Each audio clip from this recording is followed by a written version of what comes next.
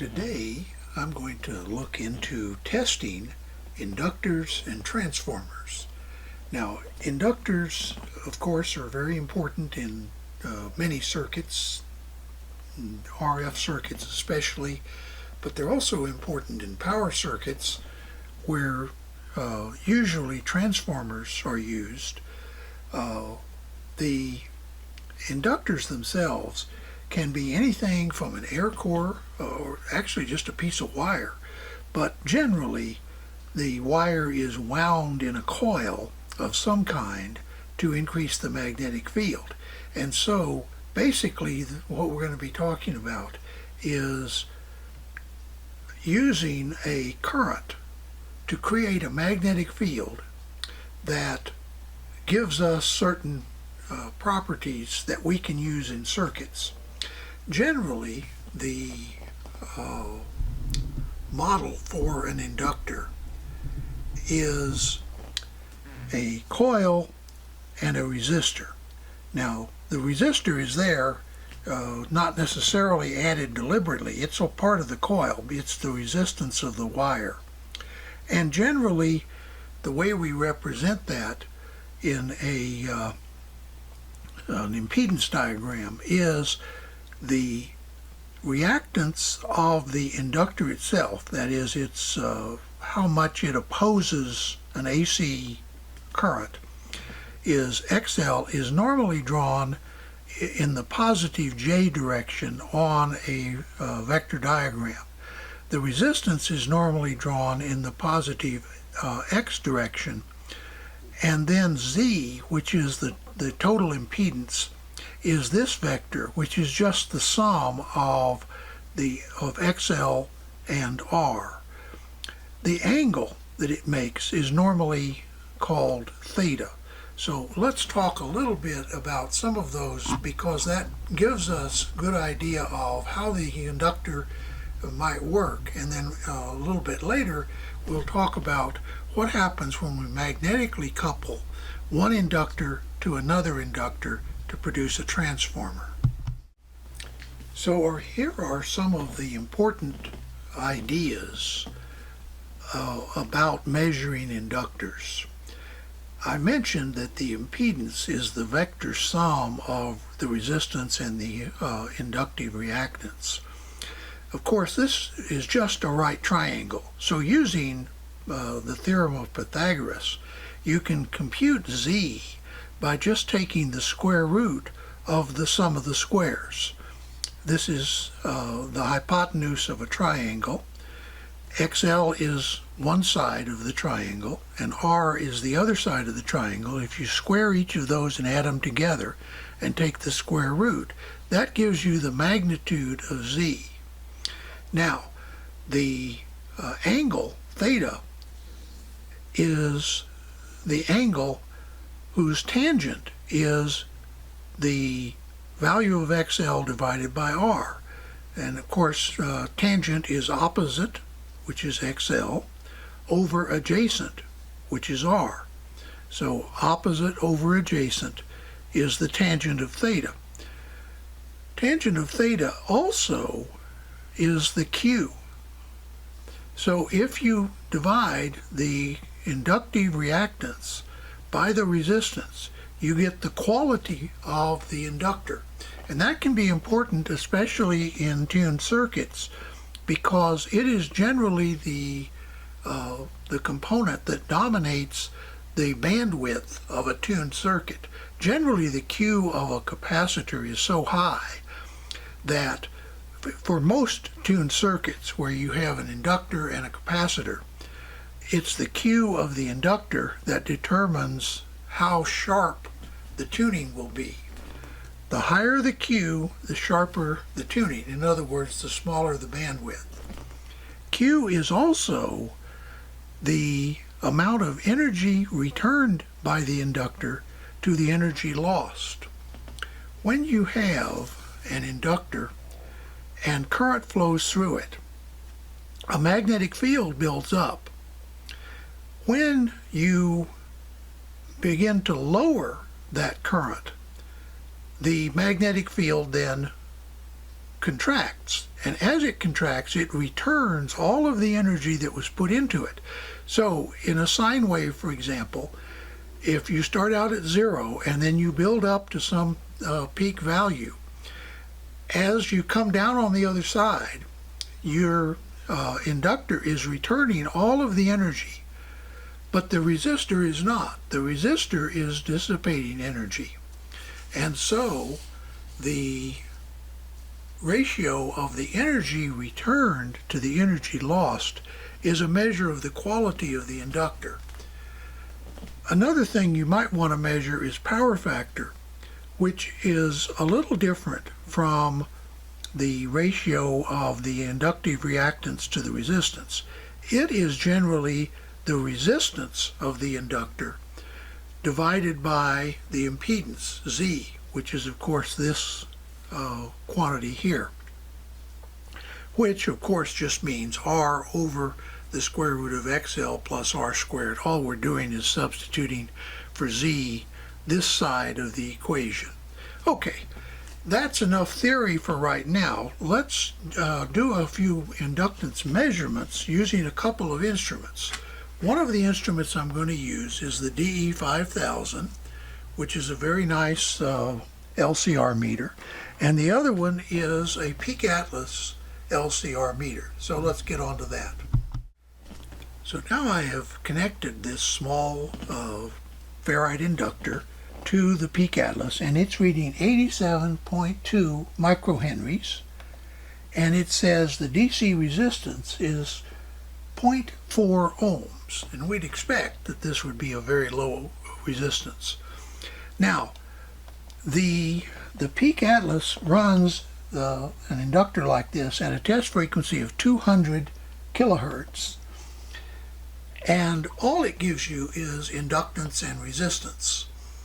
The DE5000 will help us because it will give us these values, but it will also do some of the computations that we talked about during the theory part. Let's take a look at that.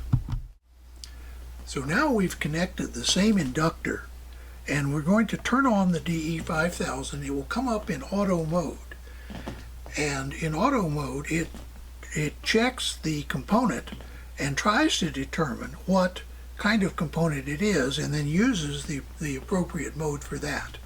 In this case, it says that it's a 94.2 microhenry inductor, and it has a Q of 8.74. If you remember, we calculated Q, which is just the inductive reactance over the resistance. In this case, the test frequency is 1 kilohertz. We can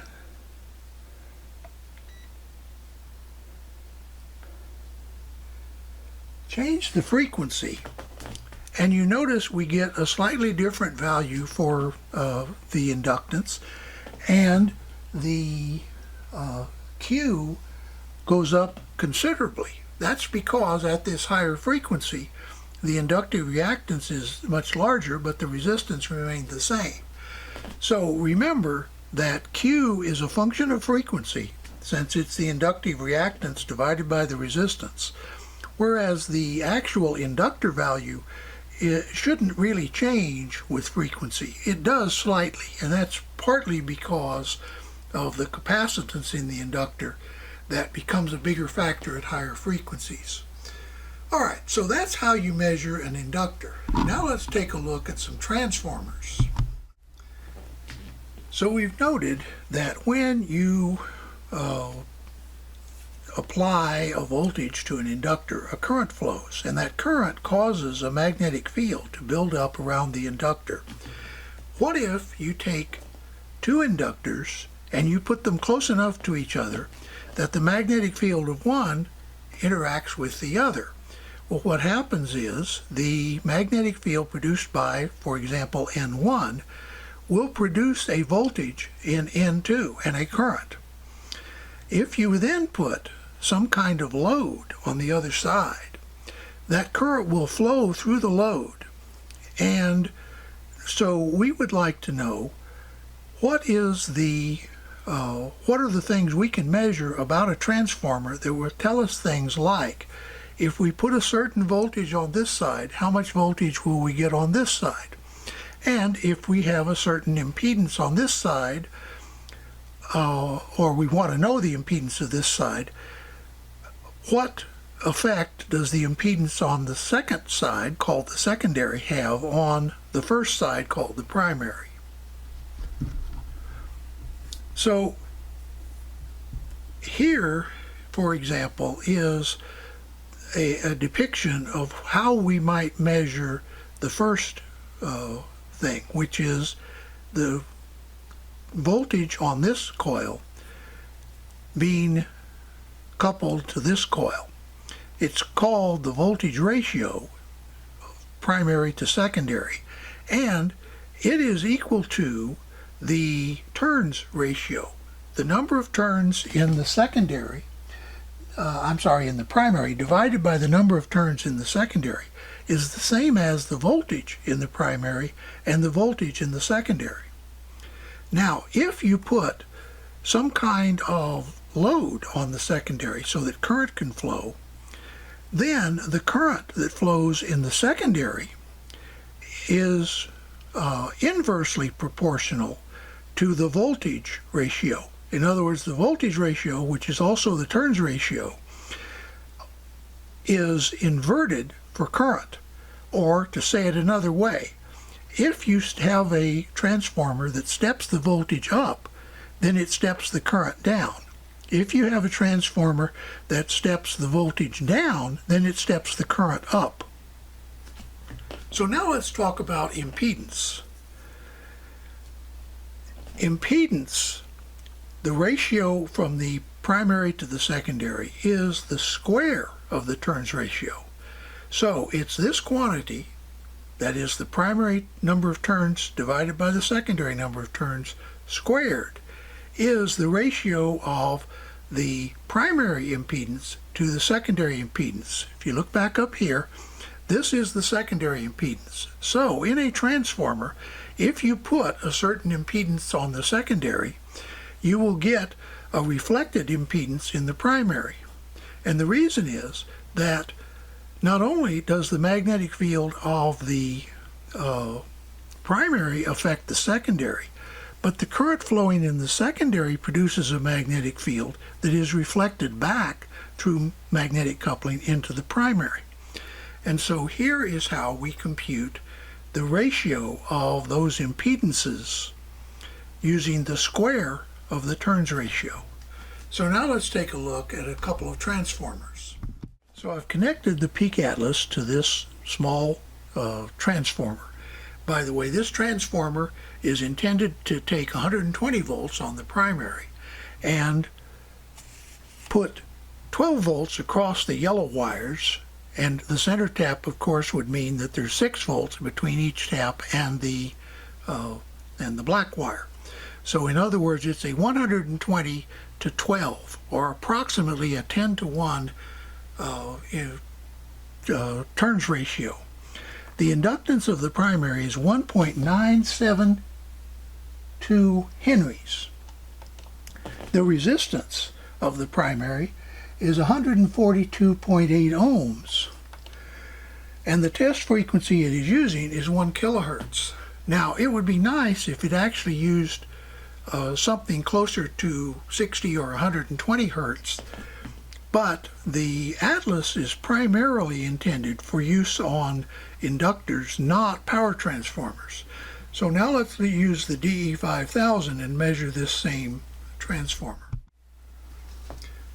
Okay, the DE5000 is connected to this primary of the same transformer, and it shows 2.106 henries. Why is that a bit different from the Atlas? Well, one thing is the frequency it's using. Let's change the frequency to 100 hertz. Notice now that the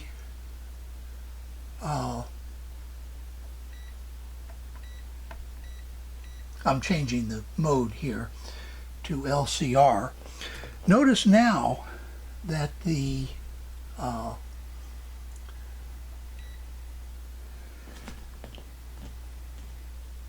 we change it to,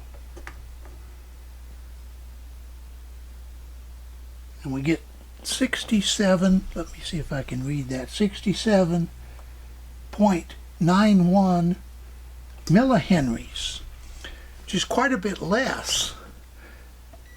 And let's go back to the auto mode. And you notice it reads 2 henries. So I pointed this out because depending on what frequency you use, especially power transformers and also audio output transformers, will show quite different inductance values. So let's take another transformer, and because I want to illustrate another factor about transformers that we haven't talked about so far, called leakage inductance. When we are measuring the inductance on a transformer, we are measuring the total of the actual inductance of the primary, which is coupled to the secondary, plus a thing called leakage inductance. So what's leakage inductance? Well, not all of the magnetic field that is present in the primary links to the secondary. And the difference, that is the amount of loss in the magnetic field. Now here we're not talking about resistive loss. We're talking about the magnetic field in the primary that doesn't get coupled to the secondary. And we'd like to find out a way to measure how bad that is. A perfect transformer, this would not be here. It'd be a dead short. But all real transformers have some loss or leakage of the inductance. And so the leakage inductance can be measured quite simply. What you do is measure the inductance of the total with the secondary open. Then you short the secondary, producing 0 volts across the secondary, and you measure across here. When you have a short across the secondary, that also means that there is 0 volts across the primary, and all of the voltage is developed across the leakage inductance. In other words, what we are measuring when we short the secondary is the leakage inductance, this value up here. Now understand, this is just a model. There's no actual, well, I should say, there is an inductor, but think of this as the turns of the primary that don't link to the secondary. So now let's measure the primary impedance. We'll also measure the secondary impedance, and we'll also measure the leakage inductance of another transformer. Okay, this is another power transformer. In this case, it is a 120 volt primary, the intended application, to a 25 volt secondary center tapped. Actually, the open circuit voltage on this particular transformer is closer to 30 volts between these two, but it's rated for 25, and that's because under load, where you're pulling quite a bit of current out of the secondary, the voltage on the secondary drops to about 25 or 26 volts. Notice that it measures 672 millihenries on the primary. Now I'm going to short the secondary, and notice it goes to 42.54 millihenries. That is the leakage inductance. Once again, with it open, we get 668 millihenries, but with 42 roughly millihenries of leakage inductance. So what I'm going to do is take some measurements with this meter and with the Peak Atlas, and come back in a minute and we'll talk about a few interesting things you can draw. The reason I'm going to take multiple measurements is you get different values. For example, you may notice that if I just hold on to the secondary leads, that I can change the inductance of the primary by, well, it's not changing very much, but it is changing as I move these leads around. So I'm going to take 5 readings on each instrument, and then I'll use the averages. So let's take a look at that.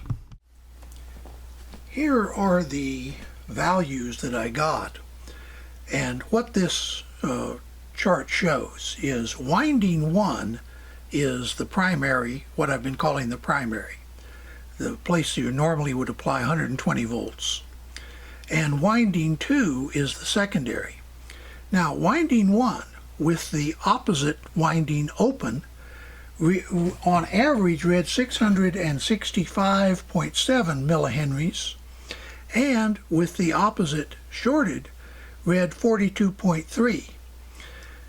Then I computed the difference, and once again this is an average of 5 readings of a difference of 623.4.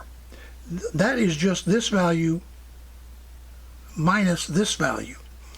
And so in our earlier picture, that is LP, and of course the 42 is LL, or the leakage inductance. I did the same thing on winding 2 with winding 1 open and winding 1 shorted, and I got 40.2, 2.5, and the difference of 37. That's looking from the secondary back to the primary. So why are those values of any interest to us? Well, the leakage inductance, it turns out, is a very important factor in audio output transformers. It is the source of most of the distortion in an audio output transformer is due to the leakage inductance. And I've talked about this in some previous videos and referred to some papers from back in the day that pointed all this out. At this point, we're just talking about measuring leakage inductance. So this is the leakage inductance of this transformer of winding 1, and this is the leakage inductance of winding 2. If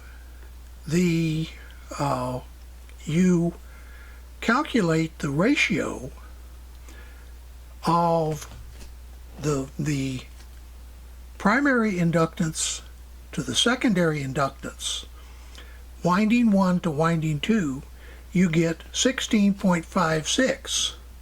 If you take the square root of that, you get 4.07. Follow me through. I haven't told you why we've done that yet. If you look at the turns ratio of this transformer, it's approximately 120 to 29, which is about 4.13. So what we are saying is that the approximate ratio of the primary inductance to the secondary inductance divided, or take the square root of that ratio, is approximately the turns ratio of the transformer. Similarly, if you take the ratio of the leakage inductances, you get approximately 16.53. You take the square root of that and it comes out to almost 4.07. I think it's 4.068. At any rate, once again, the turns ratio is also the square root of the impedance ratio or the inductance ratio, depending on how you look at it, since impedance is simply the inductance multiplied by 2 pi f, or omega. Okay, I hope that this gives you some idea of the kinds of things you might want to measure in inductors, whether they are simple coils around a core, or a little more complicated coupled inductors using magnetic fields, otherwise called transformers. So, we've covered a fair amount of ground. I hope that you've enjoyed watching this and gotten something out of it. We probably will not do very much more in this particular area, but I hope that it's helped you understand how you can measure these various characteristics of inductors. Things like the inductance, the quality or Q factor, power factor in the case of a power circuit, and the leakage inductance and the impedance ratio across a transformer. We'll move on to some other testing in a little bit, but right now this DE5000 has become my favorite LCR meter. Now I have a few, but this instrument with the Kelvin probes has proven to be about as accurate as a small portable instrument can be. It's at least as accurate as my Sencor LC102, and makes it quite convenient because it does give you all of the various computations of things like Q and so on. So I'm not intending this to be a review of the DE5000, but I thought I would mention it's a very useful instrument, and they're not that expensive. You can buy one of these for less than $100.